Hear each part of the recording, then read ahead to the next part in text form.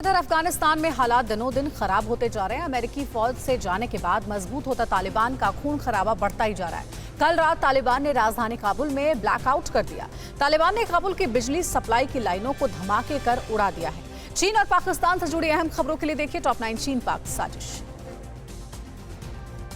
LAC पर चीन की ओर से खतरे को देखते हुए भारतीय सेना ने प्रमुख यूनिट को पूर्वी लद्दाख की ओर ट्रांसफर कर दिया है। पूर्वी लद्दाख में अपनी ताकत को बढ़ाए रखने के लिए भारत ने सेना के एक स्ट्राइक कोर का ट्रांसफर पूर्वी लद्दाख में कर दिया है। एक स्ट्राइक कोर के अलावा 2 और स्ट्राइक कोर पाकिस्तान से मुकाबले के लिए हैं। इसका मुख्यालय अंबाला और भोपाल में है। अफगानिस्तान की सरकार ने पाकिस्तानी आतंकी संगठन लश्कर-ए-तैयबा को लेकर भारत को चेताया है। अफगानिस्तान ने भारत से कहा है कि लश्कर-ए-तैयबा अपना ठिकाना पाकिस्तान से हटाकर अफगानिस्तान में बना रहा है। अब ये डर सताने लगा है कि कहीं अफगानिस्तान के उन इलाकों में आतंकी पैर जमा सकते हैं जहां पर सरकार का शासन नहीं है। आने वाले दिनों में अफगानिस्तान में हालात और खराब हो सकते हैं। अमेरिकी फौज के वापस जाने से तालिबान लगातार मजबूत होता जा रहा है। तालिबान अफगानिस्तान के 426 जिलों में से 212 जिलों में तालिबान का कंट्रोल हो गया है। हालांकि अफगानिस्तान की सेना तालिबान के खिलाफ युद्ध लड़ रही है, लेकिन कई इलाकों में तालिबान भारी पड़ रहा है। अफगानिस्तान में तालिबानी आतंकियों के मजबूत होने के बाद अफगानिस्तान की सेना ने 46 जवानों को जान बचाने के लिए पाकिस्तान की शरण लेनी पड़ी है।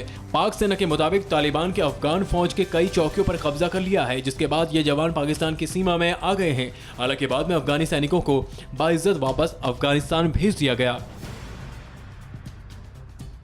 तालिबान पाकिस्तान से लगी सीमा पर भी कब्जा कर चुका है। तालिबान के खून खराबे से डरे अफगानी बड़ी संख्या में पाकिस्तान में भी शरण लेने की कोशिश कर रहे हैं। पाकिस्तान को तालिबान के आतंकियों से कोई परेशानी नहीं है, लेकिन निर्दोष अफगानी नागरिकों को रोकने के लिए पाकिस्तान अफगान सीमा पर 14 अगस्त तक बाड़ लगाने के काम को पूरा कर लेने का ऐलान किया है।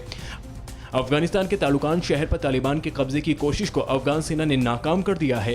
अफगान सेना के हमले में 28 तालिबानी आतंकी मारे गए हैं। उधर बरशांग प्रांत में भी तालिबान के 9 आतंकी मारे गए हैं। इस बीच यूएन की रिपोर्ट के मुताबिक आतंकी संगठन Islamic state of Iraq and Levant Khurasan Taliban और दूसरे आतंकी संगठनों को एकजुट कर रहा है।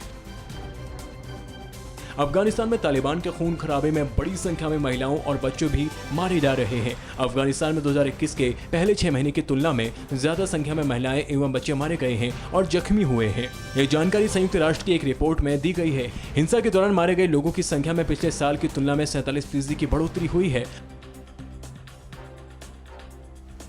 पाकिस्तान खालिस्तानी आतंकियों को फिर से सक्रिय करने की साजिश रच रहा है। South Asian political and military affair की अमेरिकी विशेषज्ञ सी क्रिस्टीन फैर का कहना है कि पाक सेना प्रमुख जनरल बाजवा विदेश में बैठा सिख फॉर जस्टिस संगठन का संस्थापक गुरपतवंत सिंह पन्नू के जरिए खालिस्तानी आतंकियों को फिर से खड़ा करने में लगा हुआ है।